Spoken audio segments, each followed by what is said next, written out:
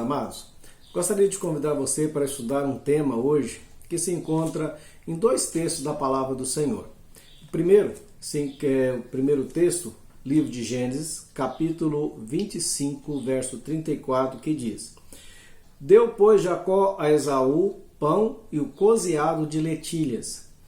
Ele comeu e bebeu, levantou-se e saiu. Assim desprezou Esaú o seu direito de primogenitura. Segundo texto, da mesma temática, que eu gostaria de trabalhar com os irmãos nesse momento, se encontra no livro de Hebreus, capítulo 12, versos 16 e 17, que diz: Nem haja algum impuro ou profano como foi Esaú, o qual por um repasso vendeu o seu direito de primogenitura. Pois sabeis também que posteriormente, querendo herdar a bênção, foi rejeitado, pois não achou lugar de arrependimento, embora com lágrimas o tivesse buscado. Que Deus nos dê a capacidade e através do Espírito Santo do Senhor de entendermos a palavra dele lida neste momento. Qual é o tema que eu quero trabalhar com os queridos neste momento? Gostaria de falar com você, meu amado, que como eu é crente em Cristo Jesus, caminha junto com o povo de Deus na igreja do Senhor Jesus, mas por algum tempo vem sentindo um desejo de olhar além, vamos dizer, da cerca que nos protege dentro da igreja. Começamos a levantar, talvez você esteja levantando seus olhos, olhando para o passo do mundo, olhando para as coisas do mundo e se sentindo tentado a abandonar os caminhos do Senhor, ou mesmo a não valorizar aquilo que nós temos dentro da igreja. Portanto, eu gostaria de passar com você a seguinte temática a respeito do abandonar os caminhos do Senhor. Muitos têm abandonado os caminhos do Senhor, principalmente quando nós somos criados dentro da igreja, temos o privilégio de ter os nossos primeiros passos, os primeiros instantes, momentos, anos da nossa vida dentro da igreja.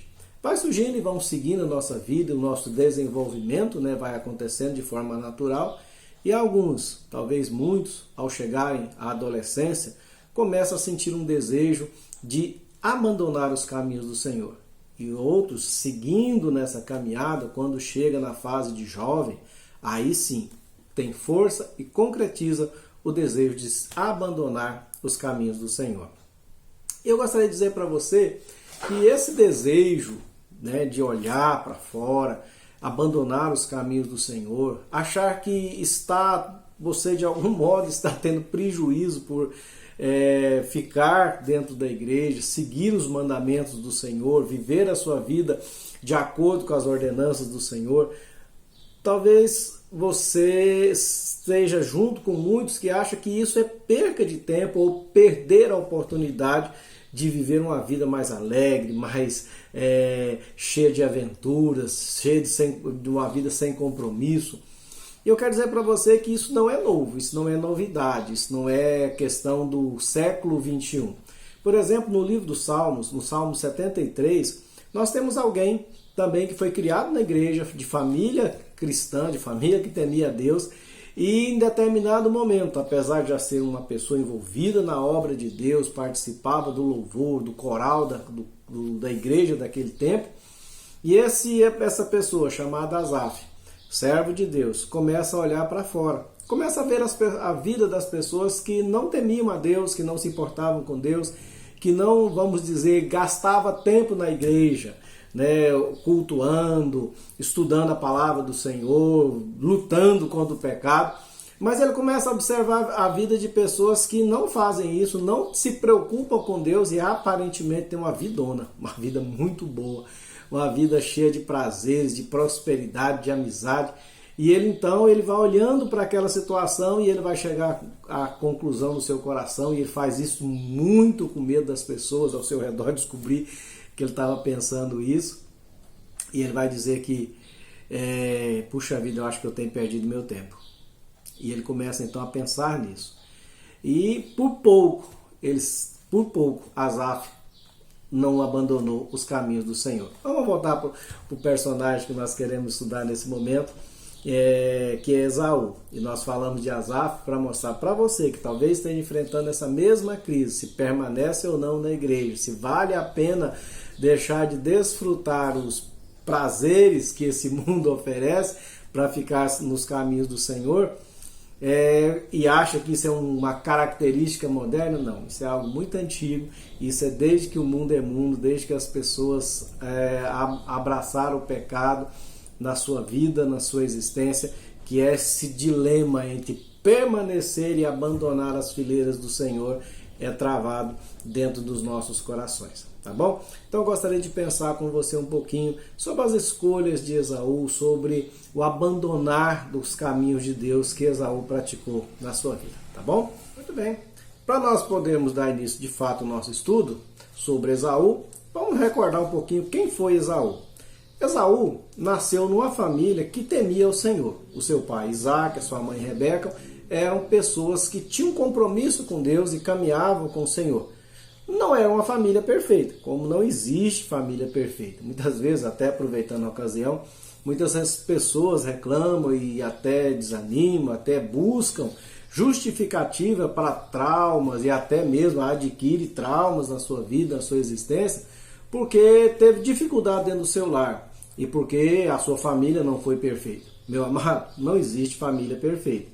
Por mais que nós venhamos a criar nossa família na dependência do Senhor, o Senhor é perfeito, os seus mandamentos são perfeitos. O problema é que nós não somos perfeitos. Portanto, não existe um pai neste mundo humano perfeito, uma mãe humana neste mundo perfeito. Todos os pais são falhos e eles procuram da melhor maneira possível acertar. E aqueles que erram menos, beleza, glória a Deus. Mas infelizmente tem uns que erram mais. Isso acontece também dentro da igreja, dentro das famílias que temem a Deus. Então a família de Esaú era uma família que tinha um compromisso com Deus, principalmente no início dessa caminhada. O seu pai Isaac foi um homem muito consagrado ao Senhor, que viveu a sua vida na total dependência de Deus, na direção de Deus dos seus passos, da sua vida, dos seus negócios, da sua existência. A sua mãe também era uma moça de fé, uma moça que esperava e cria na providência de Deus, na palavra do Senhor, no direcionamento de Deus. Assim nasceu essa linda família, que com o decorrer do tempo surgiu problemas de relacionamento, de dificuldade. Mas enfim, voltando para Esaú. Esaú nasceu nessa família, uma família que temia a Deus, que confiava nas promessas de Deus e que tinha toda a sua existência e o seu propósito de vida para cumprir a vontade de Deus, os projetos de Deus para essa família. Muito bem. Esaú foi criado dessa maneira. Conviveu mais ou menos 14, 15 anos com um avô chamado Abraão, que era o seu avô. Abraão é conhecido dentro da palavra de Deus como o pai da fé, portanto foi alguém que influenciou, que pôde contar histórias do relacionamento dele com Deus e pôde ser com certeza um modelo de inspiração para Esaú, tá? Mas apesar de todo esse contexto, Esaú foi uma pessoa, um jovem que não se importou em valorizar as coisas que ele tinha, a herança espiritual que ele possuía, a bênção de ter nascido e criado e educado numa família onde a misericórdia, a graça e o amor de Deus eram celebrados todos os dias. Esaú, ele cometeu erros e escolhas na vida dele que o levaram para longe de Deus. E é nesse momento que eu gostaria de pensar com você. Queridos, muitas pessoas, criados, filhos de pais, pastores, pais presbíteros, pais liderança da igreja, muitos filhos cujos pais são membros efetivos, ativos na obra de Deus, quando chega um determinado momento da sua vida, vão embora. Mas uma coisa é bem verdade, Deus não possui netos, Deus possui filhos. Portanto, por mais que nós criemos os nossos filhos no caminho do Senhor, vai chegar um momento que eles por si só vão tomar a decisão se eles abraçam a fé de seus pais ou não. Mas o objetivo que eu gostaria de pensar com você é justamente para você que abraçou essa fé, professou até a sua fé na igreja, mas hoje está nesse dilema. E a primeira coisa, querido, que pode fortalecer esse dilema e te levar para longe dos caminhos do Senhor é quando você não valoriza aquilo que você possui. Quando você não valoriza as bênçãos de Deus. e quando você começa a agir a sua vida buscando resultados imediatistas, resultados imediatos. Por exemplo, Esaú, ele tinha promessas para a vida dele. Ele tinha promessas, né, de ser o primogênito, como ele nasceu primeiro, ele tinha a bênção da primogenitura. O que significava isso no passado? O filho que nascesse primeiro, primogênito, ele seria naturalmente o líder da família, o líder do clã. Ele seria aquele que tomaria a liderança da família sobre os seus ombros. Era uma tremenda responsabilidade, mas um grande privilégio de ser o líder da família. Ele era alguém também que seria o líder espiritual, não somente o líder das ações e decisões físicas, mas ele também seria aquele que conduziria a sua família, sua mãe, seus irmãos, sua esposa, seus filhos, né, suas cunhadas, toda a família seria conduzida sob a liderança espiritual dele, né, sem falar os outros privilégios financeiros que ele também estaria sobre, né, em posição de destaque em relação aos demais irmãos. Porém, Esaú nunca se importou com isso. Ele nunca se sentiu alguém privilegiado, alguém que tinha algo especial, mas ele sempre procurou no imediatismo. Por que imediatismo? Por que nós estamos fazendo isso, falando isso? Porque a efetivação dos direitos plenos da primogenitura só iria acontecer a partir do momento que o seu pai, o líder, de fato fosse, né, partisse, ou seja, morresse. Aí ele assumiria a liderança. Ele falou, meu pai está sadio, meu pai tá cheio de vida, eu vou cuidar aquilo que eu quero agora. E olha só que loucura que ele faz. Ele chega, depois, se você olhar o contexto, ele chega depois de um dia de caça, onde ele andou bastante pelos campos, chega com muita fome em casa, e o irmão dele está lá preparando uma comida saborosa, com um aroma muito agradável, e ele chega então e exige, fala, me alimento, morrendo de fome. O seu irmão, que tinha muito desejo de assumir o lugar, de receber essas bênçãos, olhando lá para frente, ele fala, rapaz, eu faço um negócio com você. Vamos fazer um negócio, te dou comida e você me dá o direito de ser o primogênito. A bênção da primogenitura você passa para mim. Esaú precisava fazer isso? Esaú ia morrer de fome se ele não fizesse esse negócio com o irmão dele? Claro que não.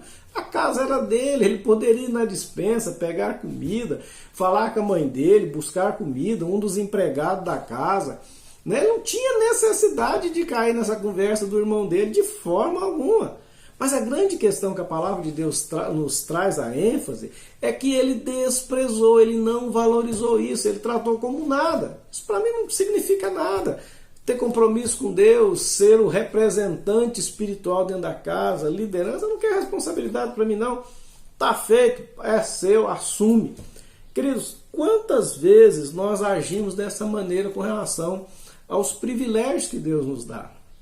Queridos, nem sempre a bênção de Deus é imediata. É lógico que temos a bênção da sustentação, da presença, da comunhão de Deus todos os dias da nossa vida. Isso é verdade. Mas a bênção, o desenrolar da nossa vida é algo progressivo, vai crescendo, vai no decorrer do tempo. Muitas vezes nós queremos a coisa agora.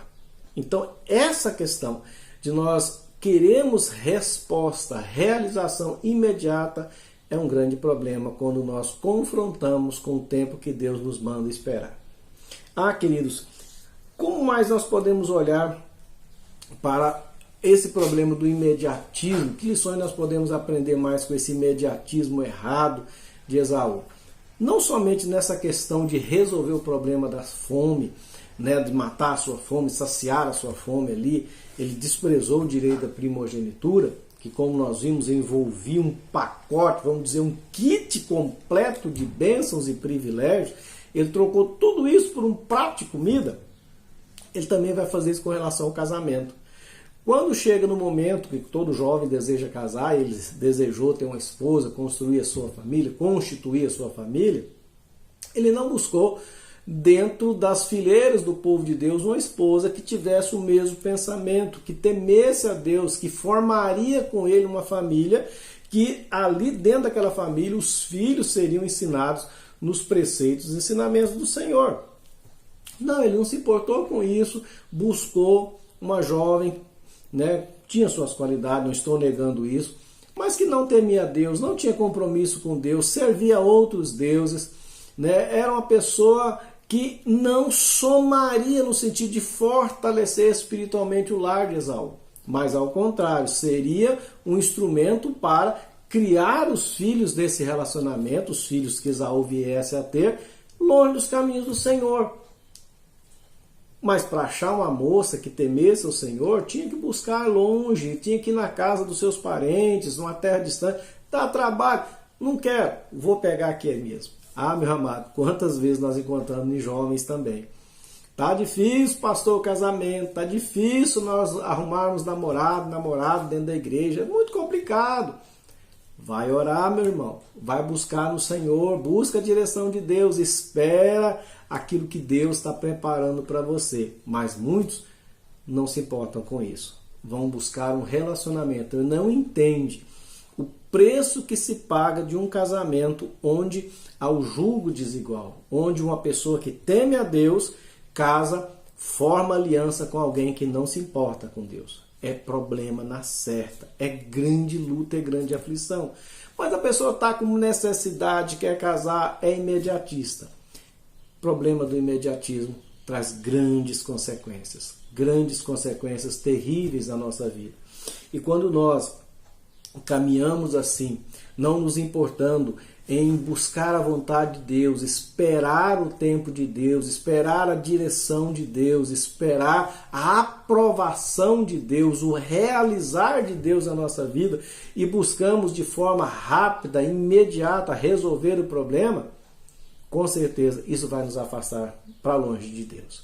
Uma das grandes razões que as pessoas têm abandonado, têm sentido no seu desejo, no seu coração, e de abandonar os caminhos do Senhor, é esse desejo quase que incontrolável de querer realizar os seus desejos, os seus sonhos, as suas vontades, a suprir, vamos dizer, as suas carências e necessidades de forma rápida, imediata, sem esperar o agir de Deus. O que mais que Esaú tem para nos ensinar? Muito bem. A primeira coisa, Esaú era alguém imediatista. A segunda coisa que Esaú realizou na sua vida de forma errada é que Esaú, ele não pensou nas consequências dos seus atos. Ele não ponderou. Uma pessoa imediatista, ele não pensa no dia de amanhã. Ele não pensa que toda ação que ele pratica traz consequências.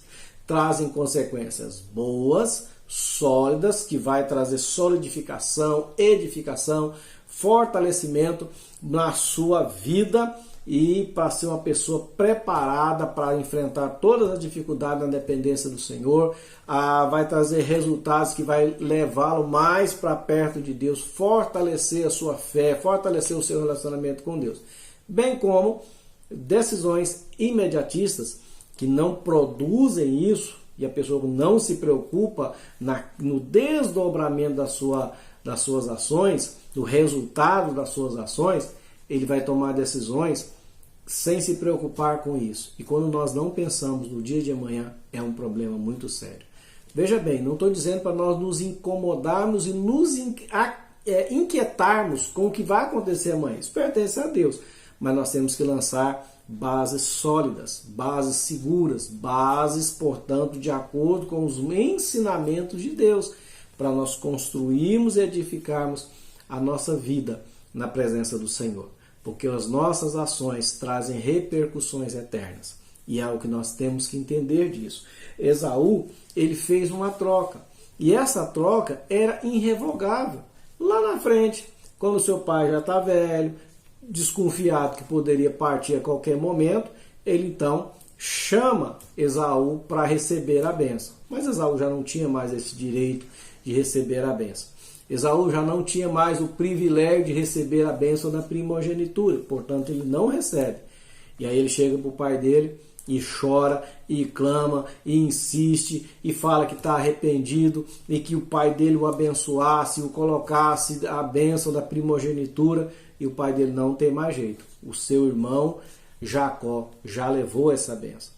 E é interessante que Hebreus nós lemos que ele buscou, chorou, mas nem sempre, querido, choro, grito, cena de desespero é sinal de verdadeiro arrependimento, de arrependimento pelos seus atos, desejoso de mudar, eu errei, está errado, eu quero uma mudança na minha vida.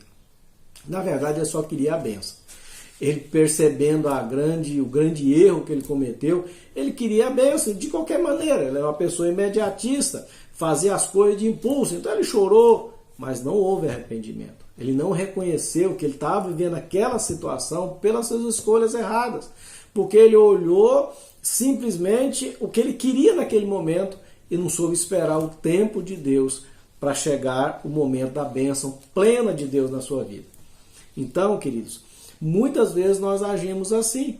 Nós vemos pessoas que tomaram decisões lá atrás e depois, quando vai chegando a meia idade, quando vai chegando o tempo dos cabelos caírem, dos cabelos embranquecerem, nossas forças esvaindo, ou seja, chega a velhice, quanto arrependimento, quanto choro. Mas se arrependimento de verdade é aquilo que nós reconhecemos que erramos e estamos dispostos a arcar com o preço, com as consequências dos nossos erros, mas queremos, acima de tudo, o perdão de Deus. Mas quando nós simplesmente queremos a cessação da dificuldade, que cesse as dificuldades, que as consequências não sejam ali cobradas de nós, isso não é arrependimento. Tanto que Esaú, ao sair de toda aquela cena de choro diante do seu pai, e não alcançando o seu objetivo, ele sai dali com uma convicção firme no seu coração. Meu irmão não vai ser o líder da família. Ele não vai ter a bênção de primogenitura. Essa bênção vai ser minha. O que eu vou fazer? Eu mato ele. Se não tem Jacó, só vai ter Esaú. Querendo ou não, vou ser o detentor dessa bênção. Não é assim que funciona. Não teve meios para isso ser revogado. Isso não voltou mais para ele. Queridos, nós temos vários exemplos da palavra de Deus de pessoas que teve um pseudo arrependimento. Por exemplo, o rei Saul. O rei Saul, ele era sistematicamente uma pessoa impulsiva, uma pessoa que buscava resultados imediatos, independente do tempo de Deus. E ele vai errando, ele vai fazendo isso, até que chega um ponto, Deus fala, chega, você não vai reinar mais. Vou tirar o reino de você, você não serve para ser rei, você é uma pessoa muito instável, muito irresponsável, muito dura de coração e não teme a Deus e nem ouve as ordens de Deus para a sua vida. E o que ele faz? Ele chora diante do profeta que levou essa mensagem, que inclusive foi o profeta Samuel. Ele chora, ele clama e Samuel fala, olha, não tem jeito. Mas o que ele faz quando ele recebe essa notícia? Ele fala, então tudo bem, vou arcar com as consequências, como é que vai ser a sucessão do reino, quem vai ser o novo rei, até quando que vai ter esse governo de transição, estou às ordens, estou à disposição do Senhor. Saul, o rei Saul se preocupou com isso de forma alguma. Ele estava simplesmente interessado em manter a sua aparência diante das pessoas. Então ele pede para Samuel, eu errei, eu pequei, eu estou errado mesmo, mas vamos fazer o seguinte, não conta nada para ninguém não, vem jantar comigo, me honre na presença dos meus ministros. Houve arrependimento na vida de Saul? De forma alguma. Só se preocupou com a aparência. E aqui nós temos uma lição importante para nós, tanto com Esaú quanto Saul. Uma pessoa que chora, que busca um pseudo arrependimento e tenta mostrar que está arrependido, uma maneira de nós pensarmos e compreendermos se nós de fato estamos nessa situação, estamos arrependidos dos nossos erros, é se de fato nós estamos dispostos a arcar com as consequências dos nossos erros. Ou se estamos simplesmente interessados em manter a boa aparência diante das pessoas. Queridos, aquele que reconhece os seus erros, aquele que assume os seus erros, aquele que sabe que fez bobeira, que fez escolha errada, pode ter a sua vida restaurada em Cristo Jesus. Cristo perdoa qualquer tipo de pecado.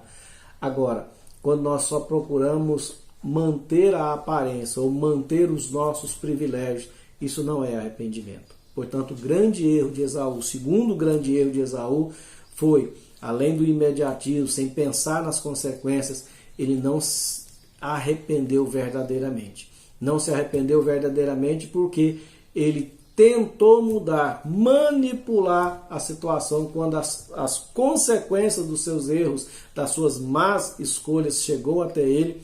Ele simplesmente não entendeu que aquela situação que ele estava vivendo era fruto da sua péssima escolha, mas ele simplesmente tentou reverter e tirar aquilo ali. Né? Isso não vai existir mais, não tem como. Deus é gracioso, maravilhoso e nos deixa caminharmos por onde nós quisermos. Lá o livro de Eclesiastes fala, jovem, ande pelos caminhos que satisfaça teu coração. Deus fala isso.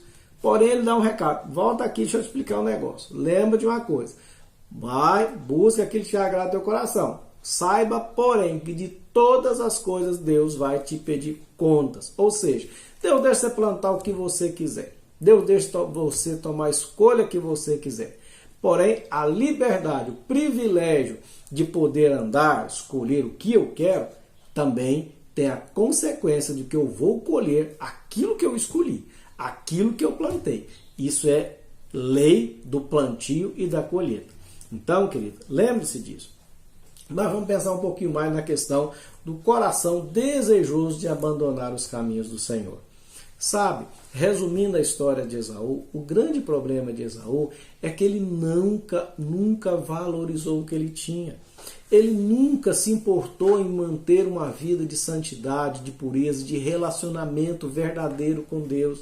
Ele nunca se importou em saber os projetos de Deus para a sua vida. Ele nunca se alegrou, nunca se deleitou em Deus.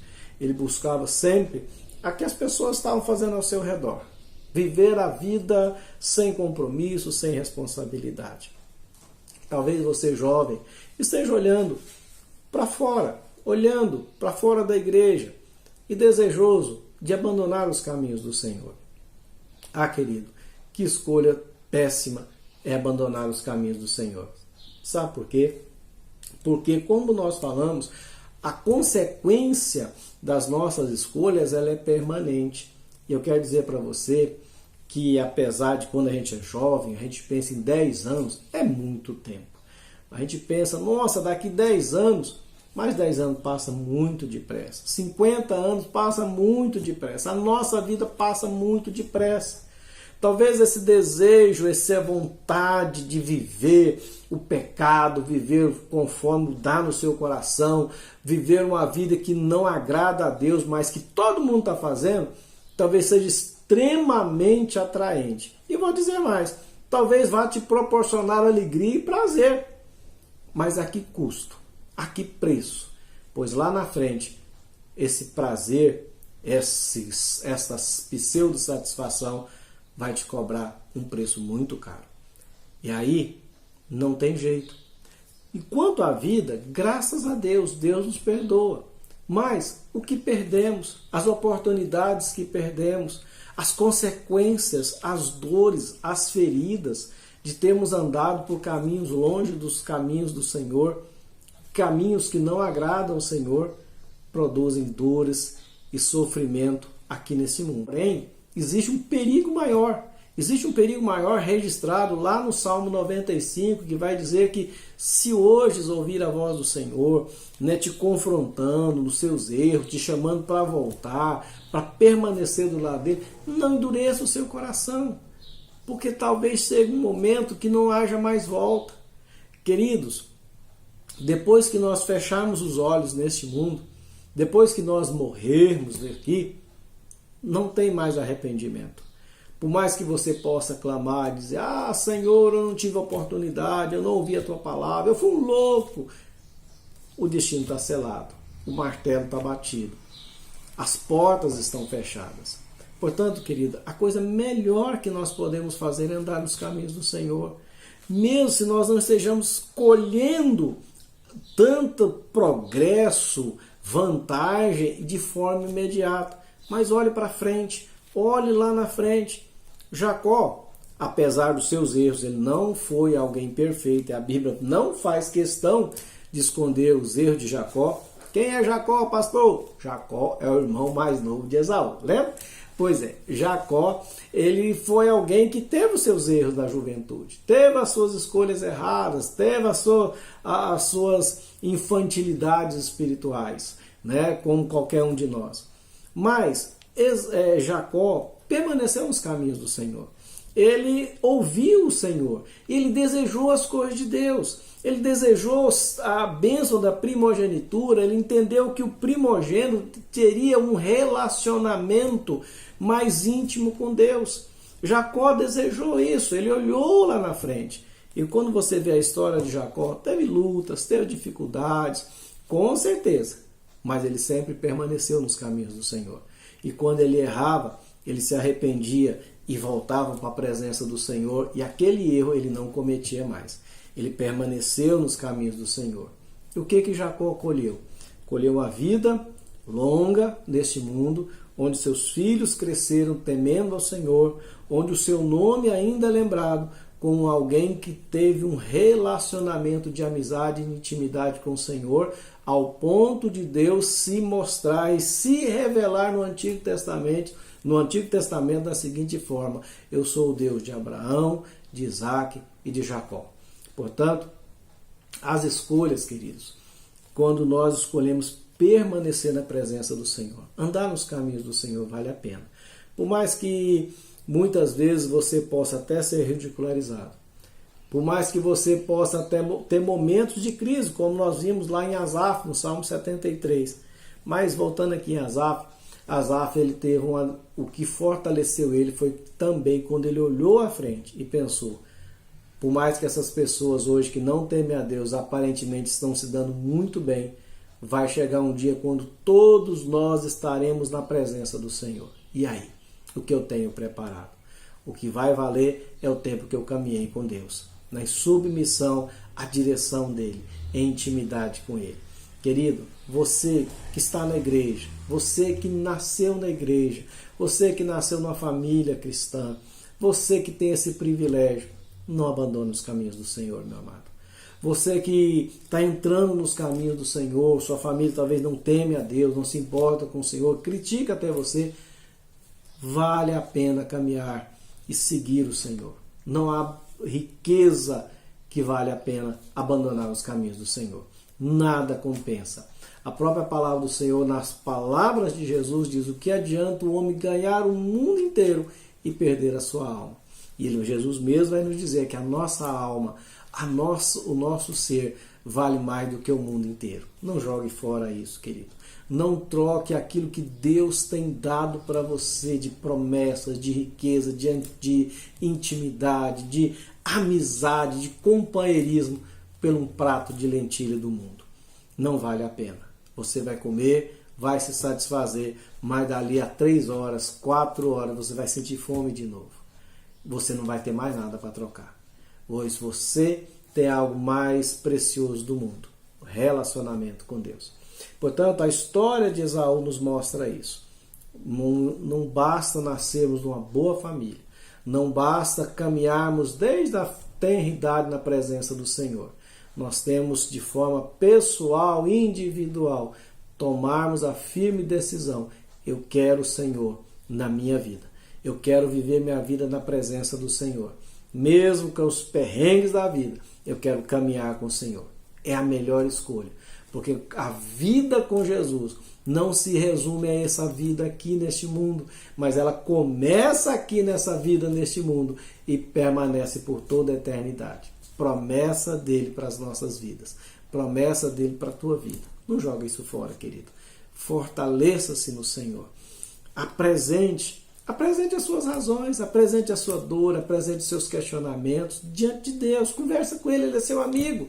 Você pode chegar diante de Deus e falar: Deus, está precisando, está difícil, está doendo, não estou conseguindo. Conversa com Deus e Deus vai te responder com todo amor e carinho. Pois Deus é um Deus de graça. Deus é um Deus pessoal.